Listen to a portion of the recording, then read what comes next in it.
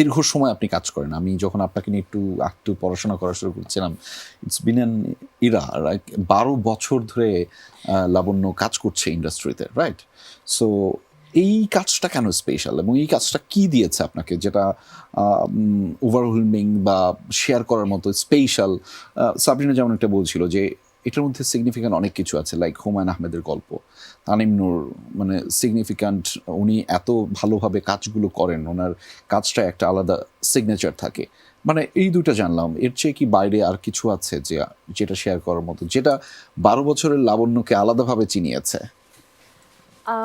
১২ বছরের লাবণ্যকে আসলে এত বছর দর্শক আমাকে কিশোরী চরিত্রে দেখেছে, বা বলবো যে বাচ্চা বাচ্চা চরিত্রে দেখেছে। এই প্রথম একটু টিনেজ ক্যারেক্টার দেখেছে, অ্যাডমিশন ক্যান্ডিডেট, স্টুডেন্ট, এরকম একটা ক্যারেক্টার। এবং আমাদের ক্যারেক্টারগুলো তো প্যারাডালি ছিল, তো এরকম একটা ক্যারেক্টার আমাকে দিয়েছে। এবং আমি কি বলবো, অনেক হ্যাপি যে আমাকে রুবি চরিত্রটা গিফট করেছে আমার ডিরেক্টর এবং আমার ফিল্ম। এবং আমি এই চরিত্রটার মাধ্যমে আসলে অনেক দর্শকের ভালোবাসা পেয়েছি, এর আগেও পেয়েছি, তবে এবার মনে হচ্ছে একটু বেশি বেশি পেয়ে গিয়েছি। আচ্ছা। আর তার উপরে ঈদে ছিল আমাদের ফিল্মটা, যার কারণে আমার কাছে মনে হচ্ছে যে আমি সালামি পেয়েছি। ওরা সালামি দিয়েছে, বাট আমি সালামি পেয়েছি। এবং বয়সের ব্যাপার তো। না, তবে হ্যাঁ, সবকিছুর ক্ষেত্রে আমার মনে হয় যে এই ফিল্মটা, তার উপরে হুমায়ুন আহমেদ স্যারের গল্পে, যেহেতু আমার তো হ্যাট্রিক হয়ে গেল এবার, তার উপরে আমার তানিম নূরের সাথে কাজ করার অনেক ইচ্ছা ছিল, এটা এই কাজের মাধ্যমে পূরণ হয়ে গেল। এবং এত গুণী গুণী শিল্পীদের একটা কাজে পাওয়া, এটা আমার মনে হয় সবার ক্ষেত্রেই একটা গিফট ছিল এবং অনেক বড় একটা পাওয়া ছিল সবার জন্য, আমার ক্ষেত্রেও তাই। যার কারণে এই কাজটা আমার জন্য খুব স্পেশাল এবং আমাকে অনেক ভালোবাসা দিয়েছে দর্শকের। তামিমের কি অবস্থা, যে এই কাজটা বিশেষায়িতভাবে যদি বলি, যে বিশেষায়িত করেছে আপনাকে? আমরা অনেকগুলো প্যারামিটার পেলাম যেগুলো সাবরিনা কিংবা লাবণ্য দুজনেই বলছিলেন। আপনি কি কোনো আলাদাভাবে বিশেষায়িত করতে চান যে কাজটা আপনাকে স্পেশাল করেছে আপনার ক্যারিয়ারকে? তো অফকোর্স আপনি শুরু থেকে বলছিলেন, এটা ছাড়া কি আলাদাভাবে কোনো বিশেষায়নের জায়গা রয়েছে? প্রথমত তানিম ভাইয়ের সাথে আমার এর আগেও কাজ হয়েছে, মানে ওনার সাথে আমার পরিচিতি কাজের থ্রুই। তো উনি যখন উৎসব বানালেন, উৎসবের পর আমার ঠিক একটু মানে মাথায় ছিল যে সামহাও আমি যদি নেক্সট কোনো ফিল্মে যদি কোনোভাবে যদি পাই, মানে জার্নিতে যদি আমিও অ্যাড অন হতে পারি। বাট ওটারও একটা লং জার্নি ছিল, মানে প্রথম অ্যানাউন্সমেন্টের পর অনেক টাইম গিয়ে এরপরে হঠাৎ আমার কাছে একটা ফোন আসা। সো আই ওয়াজ ওয়ার্কিং, তখন আমি কর্পোরেট লাইনে, আমি একটা মার্কেটিং এজেন্সিতে জব করছিলাম। তো আমাকে 3 দিন 4 দিন ধরে ফোন দিচ্ছে কন্টিনিউয়াসলি তানিয়াপু, আমার কাস্টিং ডিরেক্টর। সো তখন আমি সময় দিতে পারছিলাম না আমার কর্পোরেট টাইমের সাথে এই সাথে।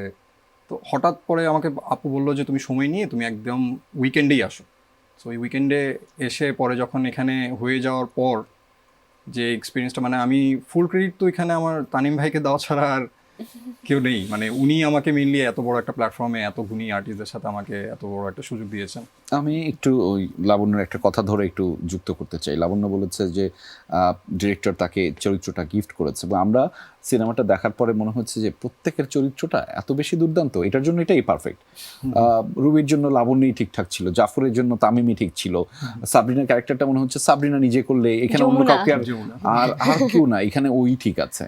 মানে সবগুলো, মানে ইভেন সিনিয়র আর্টিস্ট যারা রয়েছেন, মনে হচ্ছে এত পারফেক্টভাবে সবাইকে বসিয়েছেন। মনে হয়েছে আপনার চরিত্রটা আপনার পছন্দ হয়েছে?